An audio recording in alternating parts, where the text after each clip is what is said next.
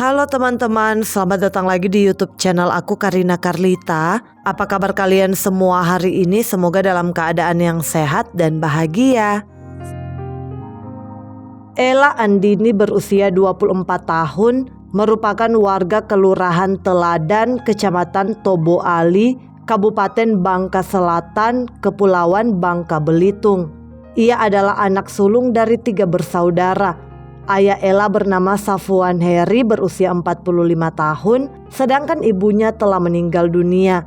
Ella dikenal sebagai anak yang baik, periang, santun, rajin, namun jarang bergaul. Saat masih remaja, Ella benar-benar fokus pada studinya, pergaulannya baik-baik, nggak neko-neko, karena memang dia jarang bergaul, jadi bisa dibilang temannya hanya itu-itu aja gitu loh. Tetapi meskipun jarang bergaul, Ella cukup aktif di media sosial. Ella juga sangat menyayangi ayah serta kedua adiknya. Singkat cerita, pada sekitar bulan Agustus tahun 2021, Ella berpacaran dengan seorang pria bernama Muhammad Rafli berusia 21 tahun. Rafli merupakan warga Kelurahan Kota Matsum 1, Kecamatan Medan Area, Kota Medan, Provinsi Sumatera Utara. Diketahui bahwa perkenalan Ella dan Rafli sangat singkat hingga mereka memutuskan untuk berpacaran. Dan hanya kurang lebih 1 bulan berpacaran, keduanya pun memutuskan untuk menikah. Ella dan Rafli menikah pada tanggal 7 September tahun 2021 di Palembang. Tampaknya baik Ella dan Rafli belum betul-betul saling mengenal satu sama lain sebelum mereka menikah. Dengan waktu pacaran yang hanya kurang lebih 1 bulan, Ella pun tidak betul-betul tahu sifat asli suaminya itu. Setelah menikah, Ella dan Rafli tinggal di rumah Ella bersama kedua adik Ella. Sementara ayah Ella tinggal di rumah mereka yang lain yang terletak di Tulung Selapan, Sumatera Selatan. Nah, di minggu-minggu awal pernikahan tampaknya tidak ada yang salah dengan Rafli. Dia terlihat baik kepada Ella maupun kedua adiknya. Namun memasuki 1 bulan pernikahan, Rafli mulai melancarkan sifat-sifat aslinya yang tidak diketahui oleh sang istri. Di mana pada tanggal 3 Oktober tahun 2021 atau hampir 1 bulan setelah menikah, Rafli mencuri perhiasan emas milik Ella sebanyak 5 mata yang dia jual ke salah satu toko emas di Bangka Selatan dengan harga sebesar Rp6.750.000. Dan parahnya, uang hasil penjualan emas milik istrinya itu digunakan oleh Rafli untuk membeli narkoboy jenis sabu-sabu serta main judoy di sebuah kontrakan yang pernah ia tempati bersama temannya sebelum menikah dengan Ella. Rafli adalah seorang pengguna narkoboy jauh sebelum ia bertemu dengan Ella, dan hal itu sama sekali tidak diketahui oleh Ella sebagai istri. Kemudian mengetahui perhiasan emasnya hilang, Ella tentu saja bingung siapa yang mencurinya. Padahal selama ini dia tidak pernah kehilangan. Dan pada tanggal 5 Oktober tahun 2021, Rafli yang habis bersenang-senang pulang ke rumah menemui sang istri dan mengakui jika emas sebanyak 5 mata telah ia jual. Mendengar itu, Ella tentu saja sangat kaget. Dia tak menyangka suaminya melakukan hal itu kepadanya. Ella pun bertanya mana uang hasil penjualan emas tersebut, dan disitulah Rafli mengaku sehingga saat itu juga Ella baru tahu kalau suaminya mengkonsumsi narkoboy. Sontak Ella yang sangat kecewa meminta Rafli mengembalikan perhiasan emas miliknya yang dicuri. Tak hanya itu, Ella yang marah juga mengusir Rafli dari rumahnya. Pernikahan seumur jagung yang seharusnya sedang bahagia-bahagianya malah akan berakhir dengan tragedi menyeramkan yang akan merenggut Ella dari keluarganya untuk selamanya. Oke guys, sekarang kita masuk pada kronologi kejadian berdasarkan keterangan pelaku yang telah diterbitkan di beberapa media berita yang beredar luas di masyarakat. Sedikit disclaimer aja bahwa semua informasi yang disajikan dalam video ini kami rangkum dari berbagai media online seperti artikel maupun berita nasional TV. Tidak ada yang kami tambahkan atau kurangi. Dan tujuan channel ini dibuat hanya untuk pembahasan saja, supaya kita bisa mengambil pelajaran dari setiap peristiwa yang terjadi. So guys, setelah diusir oleh Ella dari rumah, Rafli pun tinggal di sebuah kos-kosan. Di hari-hari berikutnya, Rafli yang manipulatif mencoba membujuk Ella lewat telepon maupun pesan chat. Dia mencoba memenangkan hati istrinya kembali dengan meminta maaf dan berjanji tidak akan mengulangi kesalahan tersebut. Namun tampaknya Ella yang tidak bisa menerima kelakuan suaminya yang telah mencuri perhiasan emasnya untuk dipakai foya-foya dan beli narkoboy, sulit memaafkan Rafli, bahkan memutuskan untuk bercerai saja. Meskipun usia pernikahan mereka saat itu baru berlangsung selama kurang lebih 1 bulan, namun sifat asli sang suami yang baru ia ketahui sangat mengecewakan Ella. Kemudian pada tanggal 19 Oktober tahun 2021 sekitar pukul 4 sore waktu Indonesia Barat, Rafli mengaku mendatangi rumah Ella sambil membawa makanan. Dia berusaha meminta maaf kepada istrinya itu. Namun sesampainya di sana, Ella malah mengatakan niatnya untuk bercerai. Mendengar itu, Rafli menjadi sangat kesal. Ia pun pergi dari sana menuju ke kontrakan temannya yang bernama Ferry Handoko alias Apoy berusia 30 tahun, warga Jalan Rawabangun, Kelurahan Toboali. Rafli cerita kepada Apoy tentang permasalahannya dengan sang istri. Dan parahnya, Apoy malah memberikan saran jahat dengan nada bercanda. "Sudah, habisi saja istrimu, kau cekik saja lehernya," kata Apoy pada Rafli. Meskipun dengan nada bercanda, tetapi Rafli malah mendengarkan saran temannya itu. Di mana pada sekitar pukul 1 dini hari, jadi sudah di tanggal 20 Oktober tahun 2021, Rafli kembali mendatangi rumah Ella. Dia mengetuk pintu dan dibukakan oleh adik Ella. Rafli pun bertanya di mana Ella, dan adik Ella langsung memanggil sang kakak yang berada di kamar. Rafli dan Ella pun sempat ngobrol-ngobrol sebentar di luar rumah. Dan entah bujukan apa yang dikatakan oleh Rafli kepada Ella, keduanya pun masuk lagi ke dalam rumah hingga ke kamar lalu tidur bersama. Keesokan harinya sekitar jam 8 pagi, Rafli mengaku mereka bangun dan berhubungan badan. Setelah selesai hubungan badan, dia memainkan HP Ella dan disitulah katanya dia melihat ada chat-chatan antara Ella dengan mantannya yang janjian untuk bertemu. Rafli pun menduga Ella berselingkuh dengan mantan kekasihnya. Melihat pesan chat-chatan tersebut, Rafli mengaku ia naik pitam sehingga keduanya terlibat cekcok. Saat terjadi cekcok itulah saran dari Apoy terlintas di pikiran Rafli. Karena gelap mata, ia pun mencekik leher istrinya itu hingga tidak bernyawa. Kemudian sekitar pukul 10 pagi, Rafli keluar kamar dan dirinya melihat ada beberapa orang saudara Ella.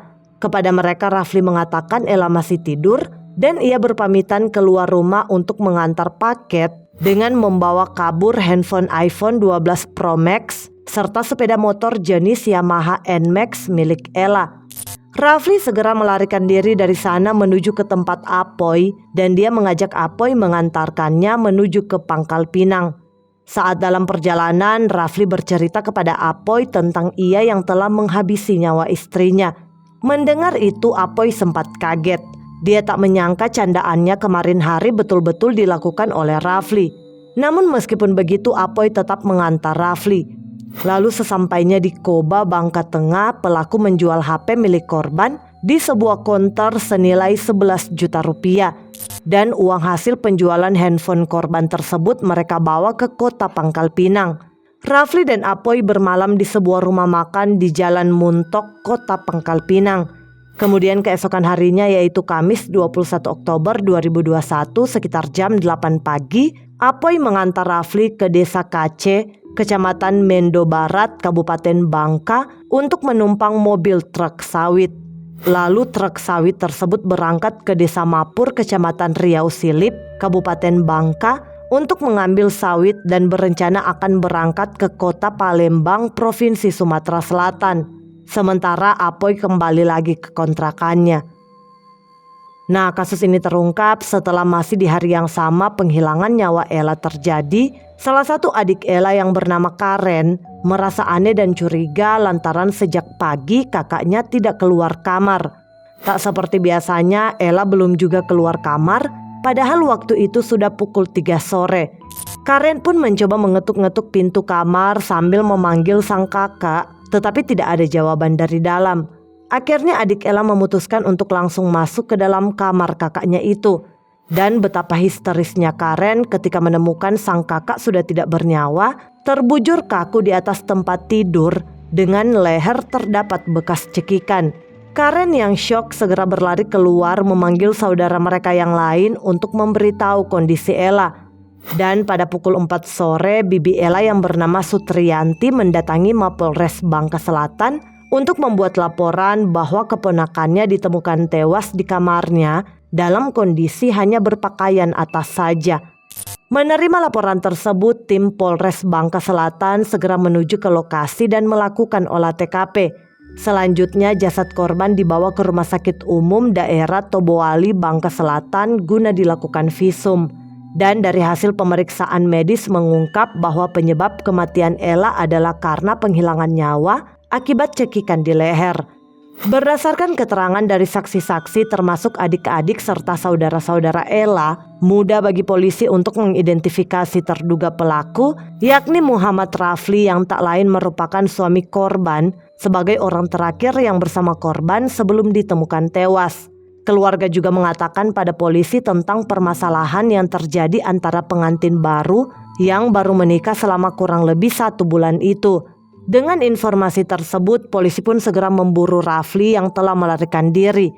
Tim Panther Satreskrim Polres Bangka Selatan bersama Satreskrim Polres Bangka pun bergerak cepat melakukan pencarian serta penyelidikan.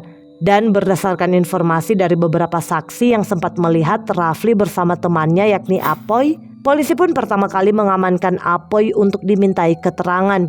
Dan dari informasi yang dikatakan oleh Apoy itulah, tim kepolisian mengetahui keberadaan Rafli yang hendak kabur ke kota Palembang dengan menumpang truk sawit. Akhirnya sebelum truk tersebut berangkat menuju Palembang, polisi berhasil menangkap Rafli di pabrik perkebunan kelapa sawit yang berada di Desa Mapur, Kecamatan Riau Silip, Kabupaten Bangka. Namun saat itu Rafli sempat mencoba melarikan diri sehingga mau tidak mau dilakukan tindakan tegas terukur, yaitu tembakan timah panas yang mengenai salah satu kakinya. Rafli dan Apoy pun dibawa ke Polres Bangka Selatan guna pemeriksaan lebih lanjut. Dan kepada polisi Rafli mengaku perbuatannya yang telah menghabisi nyawa sang istri setelah mendapatkan saran dari Apoy saat dia curhat tentang masalahnya dengan sang istri. Rafli juga mengaku tega menghabisi nyawa istrinya lantaran cemburu dan sakit hati setelah mendapati chat-chatan mesra antara Ella dan mantannya.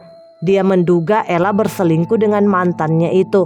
Namun pernyataan Rafli itu tidak terbukti. Apalagi handphone milik Ella sudah ia reset sebelum dijual sehingga semua data-data di dalamnya telah hilang. Selain itu, Rafli juga mengaku bahwa awal permasalahan mereka adalah karena dia mencuri emas milik korban, tetapi katanya emas sebanyak 5 mata yang ia jual telah ia kembalikan berbentuk uang senilai 4,2 juta rupiah pada malam dia bertemu dengan korban. Tetapi polisi tentu saja tidak percaya begitu saja dengan pengakuan-pengakuan dari Rafli itu. Tampak dia hanya membela diri dengan menyudutkan korban yang telah tiada. Kemudian dalam penyelidikan kasus ini, Rafli mengaku bahwa ia sempat bekerja di rehabilitasi narkoboy Sungai Liat, namun dipecat karena mengkonsumsi barang tersebut. Selain itu, Rafli mengaku ia sudah 1 tahun menikah siri dengan seorang wanita di daerah asalnya yaitu Medan sebelum ia menikahi Ella Andini. Di sisi lain, ayah Ella Andini yakni Safwan Heri mengaku bahwa ia sempat mendapatkan firasat aneh lewat mimpi sebelum anak pertamanya itu ditemukan meninggal dunia. Safwan mengungkapkan dirinya pernah bermimpi melihat motor anaknya itu jatuh dari atas pohon besar.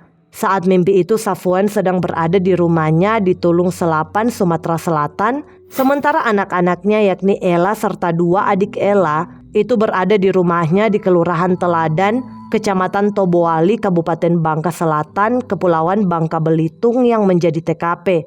Tak hanya sekali, Safwan mengaku mimpi itu terus datang selama 3 hari berturut-turut. Kemudian Safwan kembali mimpi aneh di mana pada malam berikutnya ia juga bermimpi buruk seakan nyata terjadi kepada anaknya yakni Ella. Malam berikutnya saya juga bermimpi lagi, menantu saya menampar anak saya. Jadi saya sempat berpikir ini ada apa? karena anak saya itu tertutup kepada kami, tidak pernah bercerita kalau setiap ada masalah, ujar Safwan. Karena mimpi-mimpi aneh tersebut, Safwan akhirnya pulang menjenguk Ella ke Bangka Selatan beberapa hari sebelum kejadian. Namun nahas takdir berkata lain, Ella Andini tewas di tangan suaminya sendiri yang baru dinikahinya selama kurang lebih 1 bulan itu. Safwan mengaku tidak begitu mengenal sosok Muhammad Rafli suami Ella yang tak lain adalah menantunya. Ia juga tidak mengenal banyak latar belakang menantunya itu. Tidak tahu persis bibit bebet bobot dari menantu. Saya tidak begitu kenal karena orang jauh dia ini. Kenalnya ketika dia sudah di Bangka, ungkap Safwan. Bahkan Safwan baru mengenal Rafli saat Ella membawa Rafli ke rumah sekitar 2 minggu sebelum pernikahan terjadi. Pada saat itu kedatangan Rafli untuk meminta izin menikahi Ella. Tidak diketahui berapa lama putrinya kenal dengan Rafli, namun Safwan menduga mereka baru berkenalan. Safwan mengaku bahwa Ella tidak pernah bercerita perihal asmara melainkan hanya tentang masalah keuangan. Kemudian rekonstruksi kasus ini pun digelar pada hari Senin tanggal 27 Desember tahun 2021 oleh Polres Bangka Selatan yang disaksikan Kejari Bangka Selatan dan pihak keluarga korban guna melengkapi berkas. Setidaknya ada 18 adegan yang diperagakan. Rekonstruksi digelar di kediaman korban di Kelurahan Teladan, Toboali, Bangka Selatan. Dengan segala bukti-bukti yang ada, kasus ini pun dibawa ke persidangan yang digelar di Pengadilan Negeri Sungai Liat pada 26 April tahun 2022. Akhirnya atas perbuatannya terdakwa Muhammad Rafli berusia 21 tahun dijatuhi vonis hukuman 20 tahun penjara. Sedangkan terdakwa lainnya yakni Ferry Handoko alias Apoy 30 tahun divonis selama 15 tahun penjara. Kejari Bangka Selatan melalui Kasih Intelijen menyatakan vonis majelis hakim sama dengan tuntutan Jaksa Penuntut Umum atau JPU Kejari Bangka Selatan. JPU Kejari Bangka Selatan mendakwa Muhammad Rafli dengan pasal 340 KUHP tentang penghilangan nyawa berencana, subsidiar pasal 338 KUHP. Sementara untuk Ferry Handoko alias Apoy didakwa dengan pasal 340 KUHP, junto pasal 55 ayat 2 KUHP, subsidiar pasal 338 KUHP, junto pasal 55 ayat 2 KUHP.